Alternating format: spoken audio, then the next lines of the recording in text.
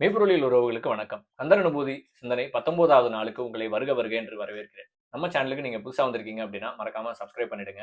திருப்புகழ், தேவாரம், திருவாசகம், திருமந்திரம், திருக்குறள் போன்ற தமிழ் மெய்ப்பொருளியல் தத்துவ நூல்கள்ல இருந்து நான் கற்றுக்கொண்டவற்றையும் புரிந்து கொண்டவற்றையும் ஒரு எளிமையான நடையில உங்களுக்கு காணொளிகளா நான் கொண்டு வந்து தருவேன். இந்த நூல்கள்லாம் படிக்கிறதுக்கு உங்களுக்குள்ள ஒரு தேடல் இருக்கு. ஆனா படிக்க நேரம் இல்ல அப்படின்னா என்னுடைய காணொளிகள் நிச்சயமா உங்களுக்கு பயன்படும். So subscribe and hit the bell button. சென்ற வாரம் கந்தர் அனுபூதி 17வது செய்யுள்ள கல்வியினால் அறிவு வெளிப்படுவது, அறத்தினால் மெய் விளங்குவது பற்றி சிந்திச்சோம். நாமேல் நடவீர், கவனத்தை நாவுக்கு மேல் உள்ள அந்த ஆக்ஞா சக்கரத்தில் செலுத்துங்கள் அப்படிங்கிறதையும் பார்த்து, நேத்து 6 சக்கரங்கள் பற்றியும் விவரமா ஒரு எபிசோட் பார்த்தோம். இன்னைக்கு கந்தர் அனுபூதி 18வது செய்யுளுக்குள்ள நம்ம நுழையிறோம். பிறப்பு, இறப்பு, நினைத்தல், மறத்தல், உடல், மனம் இப்படி பல புள்ளிகளை இணைக்கக்கூடிய ஒரு பாடல். அதுக்கும் மேல முருக வழிபாடு, அவரது மொழி அடையாளம், வரலாறு இதெல்லாம் பற்றி சில தெளிவுகளையும் கொடுக்கக்கூடிய ஒரு பாடல். இன்னைக்கு சமூகத்துல முருக வழிபாடும் அறமும் பெருகுவதற்கு பதிலாக முருகனை பற்றிய விவாதங்களும் தர்க்கங்களும் தான் பெருகி போயிடுச்சு. திரும்பிய பக்கமெல்லாம் வடமொழி பெருசா, தமிழ் மொழி பெருசா, முருகர் வடநாடா இல்ல தமிழ்நாடா, முருகர் யாருக்கு சொந்தம் இப்படியான பூசல்கள் தான் போய்கிட்டு இருக்கு. அதை பத்தியும் இந்த பாடல் மூலமா நம்ம தெளிவுபடுத்த போறோம். வாங்க கேட்கலாம், சிந்திக்கலாம். கந்தர் அனுபூதி செய்யுள் 18. உதியாமறியா உணரா மறவா விதிமாலறியா விமலன் புதல்வா அதிகானகா அபயா அமராபதி காவல சூர பயங்கரனே. இதோடைய உரை விளக்கம். பிறப்பும் இறப்பும் நினைப்பும் மறப்பும் அற்றவனே, விதி என்னும் பிரம்மனும் மால் எனும் விஷ்ணுவும் அறிய முடியாத சிவபெருமானின் புதல்வனே, அதிகன் எல்லாவற்றிற்கும் மேலானவனே, தலைவனே, அசுத்தம் பொருந்தாதவனே, அபயன் அஞ்சேல் என்று அபயம் அளிக்கும் தலைவனே, அமராவதியின் அதாவது தேவலோகத்தின் காவலனே, சூரனுக்கு பயங்கரனே. இதுதான் ஒரே விளக்கம். இப்ப நம்ம இதை டீப் டைவ் பண்ண போறோம், கொஞ்சம் ஆழமா சிந்திக்க போறோம். இந்த பாடல் முருகனுடைய புகழை, குணங்களை வியக்கக்கூடிய ஒரு பாடலா அமைத்திருக்கிறார் அருணகிரிநாதர். இதுல உதியா மரியா அதாவது பிறப்பும் இறப்பும், அடுத்தது உணரா மறவா நினைப்பும் மறப்பும், இது நான்கும் அற்றவன் அப்படின்னு முருகனை குறிப்பிடுகிறார் முதல் வரியில. மனித வாழ்க்கையோட நிலையற்ற தன்மைக்கான அடிப்படை இயல்புகள், ஃபண்டமெண்டல் கேரக்டரிஸ்டிக்ஸ் இந்த நாளும் என்னென்னது? பிறப்பு, இறப்பு, நினைத்தல், மறத்தல். இதுல பிறப்பும் இறப்பும் உடல் சார்ந்தது, அது அடுத்த வரியில இருக்கக்கூடிய விதியின் கட்டுப்பாட்டுல உள்ளது. நினைப்பும் மறப்பும் மனம் சார்ந்தது, மயங்கக்கூடியது, அதாவது மால் அப்படின்னு சொல்லக்கூடிய விஷ்ணுவின் ஜூரிஸ்டிக்ஷன்ல வரக்கூடியது. இந்த இரண்டும் கடந்து, அதாவது உடல் சும்மா இருந்து மனம் சொல்லற மௌனமாகிட்டா முருகனை அறியும் தகுதிக்கு நம்ம பிரம்மா விஷ்ணுவை விடவும் பெட்டர் குவாலிஃபைடு அப்படிங்கிறது இதோடைய அர்த்தம். விதிமால் அரியா விமலன் புதல்வா அப்படின்னு சொல்றாரு. இது ஒரு புராண கதையோட ரெஃபரன்ஸ். நம்ம தலைமுறைக்கு தெரிந்த கதை தான், ஆனா தெரியாதவர்களுக்கு அடுத்த தலைமுறை மக்களுக்காக சுருக்கமா சொல்லிடுறேன். பிரம்மனுக்கும் விஷ்ணுவுக்கும் நடுவுல ஒரு போட்டி, நமக்குள்ள யார் கெத்து யார் பெருசு அப்படின்னு. அதை தீர்த்து வைக்க ஒரு அக்னி ஸ்தம்பமாக, அதாவது ஒரு பெரிய பில்லர் ஆஃப் ஃபயராக தோன்றுகிறார் சிவபெருமான். என்னுடைய அடியையும் முடியையும் யார் முதல்ல பார்த்துட்டு வரீங்களோ அவங்களே உயர்ந்தவர் அப்படின்னு பஞ்சாயத்தை செட்டில் பண்றாரு. சோ அவருடைய அடியைக்கான விஷ்ணுவும் முடியைக்கான பிரம்மாவும் முறையே வராக அவதாரமும் அன்னப்பறவை அவதாரமும் எடுத்து கீழையும் மேலையும் டிராவல் பண்றாங்க. எவ்வளவோ தூரம் உயர உயர போனாலும் பிரம்மாவால முடியை பார்க்கவே முடியல. எவ்வளவோ ஆழமா கீழ் நோக்கி போயிட்டே இருந்தாலும் விஷ்ணுவால் அடியை காண முடியல. எனவே அவர் தோல்வியை ஒத்துக்கிறாரு, திரும்ப சரண்டர் ஆயிடுறாரு. ஆனா பிரம்மா என்ன பண்றாரு அப்படின்னா, சிவன் தலையில இருந்து கீழே விழுந்துகிட்டு இருந்த ஒரு தாழம்பூவை ஹாஃப் வேல கேட்ச் பண்ணி கொண்டு வந்து, நான் முடிய பார்த்துட்டேன், இதோ எவிடன்ஸ் அப்படின்னு பொய் சொல்லி மாட்டிக்கிறாரு. இந்த கதையில பிரம்மா அப்படிங்கிறது நம்முடைய அறிவையும், விஷ்ணு அப்படிங்கிறது நம்முடைய செல்வத்தையும் குறிக்கும் அப்படின்னு பின்னால புரிஞ்சுக்கிட்டேன். அதாவது பணத்தாலேயோ வெறும் அறிவாலேயோ இறைவனை அடைந்து விட முடியாது அப்படிங்கிறது உட்பொருள். அருணகிரிநாதர் இங்க விதி அப்படிங்கிற ஒரு வார்த்தையை பயன்படுத்துறாரு. ஏன்னா தலைவிதி அப்படிங்கிறதே அறிவு, அதன் வளர்ச்சி, அது உள்வாங்கக்கூடிய விஷயங்கள் இதெல்லாம் சார்ந்ததுதான் இல்லையா? அதனால விதி அப்படிங்கிற வார்த்தையை பயன்படுத்துறாரு. ஏன்னா பணம் மேல இருக்க நம்பிக்கை கூட ஒரு கட்டத்துல நம்மளை கைவிட்டுரும். பணத்தால எல்லாத்தையும் சாதிக்க முடியாதுன்னு புரிஞ்சிடும், நம்ம பணிய வச்சிரும். ஆனா இந்த அறிவு இருக்கு பாருங்க, தலைவிதி, அதாவது நம்ம ஏத்தி வச்சிருக்கக்கூடிய படிப்பினைகள், தெளிவில்லாத மூட நம்பிக்கைகள், நம்ம பிறந்த பரம்பரை வழியாக நமக்குள்ள வந்திருக்கக்கூடிய டாக்ட்ரைன்ஸ், நம்பிக்கைகள், அகந்தை, இது எல்லாமே என்ன செய்யும் அப்படின்னா ஒரு திமிர கொடுக்கும். ஒரு குறுக்கு வழியில போய் பொய், சூழ்ச்சி இது எல்லாத்தையும் செய்ய வச்சிரும். அதே மாதிரி அறிவு கொஞ்சம் வெளிப்பட்ட உடனே, கொஞ்சம் நமக்கு அந்த அறிவு கிடைச்ச உடனே கடவுள் இல்லைன்னு கூட நம்ம பேச ஆரம்பிச்சிருவோம். அதான் அறிவுடைய ஒரு மிகப்பெரிய டவுன் சைட். அறிவு வளர்ந்து அடங்கும் போது, அதாவது டிரான்சென்ட் ஆகும்போது தான் கடவுளை நம்மளால புரிஞ்சுக்க முடியும். அறிவு ஸ்டாக்னேட் ஆயிட்டாலோ அல்லது அரகன்ஸாக மாறிவிட்டாலோ நம்ம கடவுள் இல்ல அப்படிங்கிற ஒரு முடிவுக்கு வந்துருவோம். இதுல இன்னொரு ஒரு ஆங்கிளும் இருக்கு.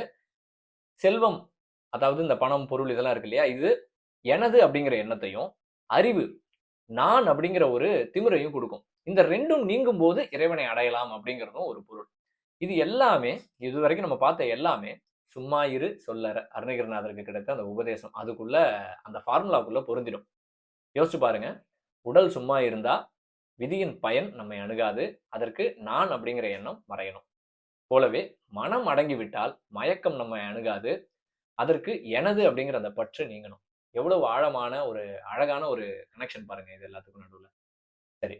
இந்த பாடல் கொடுக்கக்கூடிய இன்னொரு அருமையான சிந்தனை தெளிவு, இந்த காலத்துக்கு ரொம்ப தேவையான ஒரு தெளிவு. இந்த விதி மற்றும் மால் 2 பேரும் அறிய முடியாத விமலனின் புதல்வான்னு சொல்லல. விமலன் புதல்வா அப்படின்னு சொல்றாரு. விமலனே புதல்வன், சிவனும் முருகனும் ஒன்று அப்படிங்கிறத இந்த ஒரு வரியில நம்ம புரிஞ்சுக்கலாம். புதல்வன் அப்படின்ன உடனே நம்மை போன்ற ஒரு பயாலஜிக்கல் சைல்டா முருகனை நம்ம நினைச்சிடக்கூடாது. அஃப்கோர்ஸ் புராண கதைகள்ல முருகன், விநாயகர் இவங்களோட தோற்றம் பற்றி நிறைய கதைகள் இருக்கு. முரண்பாடான கருத்துக்கள் இருக்கு. திரிபுகள், இன்டர்போலேஷன்ஸ் இருக்கு. அந்த கதைகள் எல்லாத்தையும் நம்ம கடந்து வந்துட்டோம். அந்த கதைகள் அனைத்தையும் நம்ம கடந்து வந்துட்டோம். இன்னைக்கு நம்ம அறிவியல் யுகத்துக்கு வந்துட்டோம். இன்னும் நம்ம அந்த கதைகளையே ஆராய்ச்சி செய்து, யார் சரி, யார் தவறுன்னு தர்க்கம் செய்து நேரத்தை வீணடிக்க கூடாது அப்படிங்கிறது தான் நம்ம தெளிய வேண்டிய விஷயம். புராண கதைகள் வரலாற்றின் எச்சங்களே தவிர எதிர்காலத்திற்கான வழிகாட்டி அல்ல. அவற்றை போற்றுவோம், பாதுகாப்போம் ஒரு நினைவாக. ஆனா அவற்றை மட்டும் வைத்துக்கொண்டு பயணிக்க வேண்டிய அவசியம் இல்ல. ஏன்னா நம்ம அறிவால வளர்ந்துகிட்டு இருக்கோம் இல்லையா? எனவே நம்ம புரிந்து கொள்ள வேண்டியது என்ன அப்படின்னா, இறைவனுடைய பல்வேறு வெர்ஷன்ஸ் அல்லது வேரியேஷன்ஸ் தான் ஒவ்வொரு கடவுள் அடையாளமும் நம்ம பார்க்கக்கூடிய அடையாளங்களும். ஒரு உதாரணம் சொல்றேன். ஒரே மின்சாரம் தான். ஆனா என்னுடைய செல்போனுக்கு சார்ஜ் போட அது 12 வோல்ட்ஸ்ல தேவைப்படுது. என்னுடைய ஏசிய இயக்குறதுக்கு அது ஒரு 230 வோல்ட்ஸ்ல தேவைப்படுது. ஒரு மின்சார ரயிலை இயக்குறதுக்கு 25,000 வோல்ட்ஸ் தேவைப்படுது இல்லையா? சோர்ஸ் ஒண்ணு தான். அது பயன்பாட்டுக்கு ஏற்ப தன் திறனையும், வடிவத்தையும் வந்து ஸ்டெப் டவுன், ஸ்டெப் அப்லாம் இருக்கு இல்லையா? அந்த மாதிரி மாற்றிக்கொண்டு தொழில்படுது. அதுபோல தான் பேரிறைவனும் அப்படிங்கிறத நம்ம புரிஞ்சுக்கணும். நம்ம நினைக்கிற மாரி நம்ம வந்து பல கடவுள்களை கும்பிடக்கூடிய அந்த பாலிதியிஸ்டிக் வழி கிடையாது. ஒரே இறைவன தான் நம்ம கும்பிடுறோம். ஆனா, என்ன நம்மள வந்து வித்தியாசப்படுத்துது அப்படின்னா, அந்த ஒரே இறைவனை ஒரே கூட்டுக்குள்ள, ஒரே அடையாளத்துக்குள்ள அடைக்காம, வரலாறு நெடுகிலும் ஒவ்வொரு ஊருக்கும், ஒவ்வொரு சமூகத்துக்கும், ஒவ்வொரு தனி மனிதனுக்கும் ஏத்த மாதிரி அவங்களோட கலாச்சார பின்னணியில இறைவனை அணுகக்கூடிய ஒரு சுதந்திரத்தை கொடுத்த ஒரு பண்பாடு நம்முடையது அப்படிங்கிறத நம்ம புரிஞ்சுக்கணும். அந்த சுதந்திரம் சில இடங்கள்ல நன்மை கொடுத்திருக்கு, நல்ல விளைவுகள குடுத்திருக்கு. சில இடங்கள்ல துஷ்பிரயோகமும் செய்யப்படுது. That's a different topic. அத பத்தி நம்ம இப்ப பேச வேண்டாம். சரி, 3வது வரிக்கு வருவோம். அதுல வரக்கூடிய அனைத்து வார்த்தைகளும் சமஸ்கிருத வடமொழி பெயர்கள். அதிகா, அனகா, அபயா இதெல்லாம். நம்ம தமிழ் கடவுளுக்கு அருணகிரிநாதர் வழங்கக்கூடிய பெயர்கள். வடமொழி, தமிழ் மொழி பாகுபாடு பார்க்கக்கூடாது அப்படிங்கிறது நம்முடைய அருளாளர்களின் முடிந்த முடிவு, கருத்து.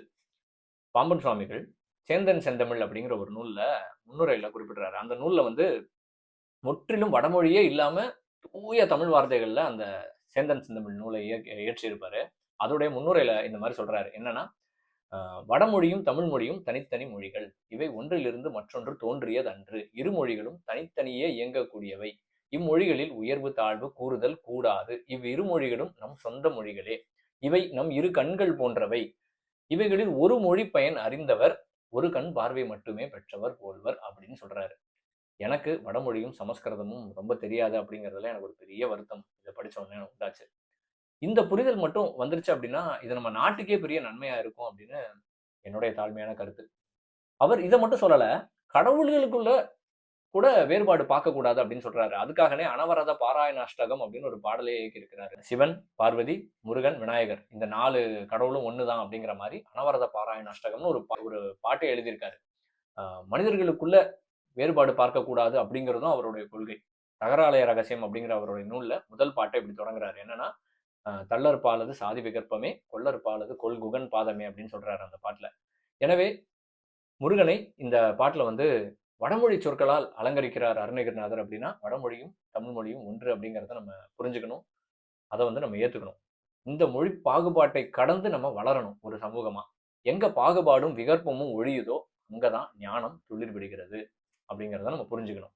கடைசி வரியில "அமராவதி காவலா சூர பயங்கரனே" அப்படின்னு சொல்றாரு. அமராபதி அப்படிங்கிறது தேவலோகத்தை குறிக்கும். மரணத்தை வென்றவர்களின் பதி அப்படின்னும் நம்ம புரிஞ்சுக்கலாம். ஏன்னா முருகன் தானே மரணமில்லா பெருவாழ்வின் தலைவன். அதனால அப்படி நம்ம புரிஞ்சுக்கலாம். சூரன் யார் அப்படின்னா சூரபத்மன். அது வேற யாரும் இல்ல. பிறப்பு, இறப்பு, விதி மற்றும் நினைப்பு, மறப்பு, மால் இந்த இருமைகளுக்குள்ள சிக்கி நான் அப்படிங்கிற அந்த அகந்தையோட வாழக்கூடிய அந்த குறியீடு, மனிதனுடைய குறியீடு தான் சூரபத்மன் அப்படிங்கிறத நம்ம புரிஞ்சுக்கணும். பயங்கரன் யார் அப்படின்னா பயங்கரன் யார் அப்படின்னா அகந்தை கொண்ட சூரனுக்கு முருகன் பயங்கரன், அச்சம் கொடுப்பவன்.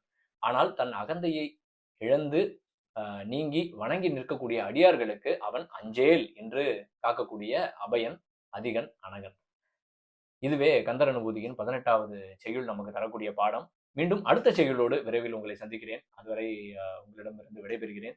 இந்த படைப்பு உங்களுக்கு புரிஞ்சிருந்தா, பயனுள்ள வகையில இருந்திருந்தா, படைப்பை விரும்புக, பலருடன் பகிர்க, கருத்தொன்று பகிர்க, மறக்காமல் பின்தொடர்க. நன்றி, வணக்கம், திருச்சிற்றம்பலம்.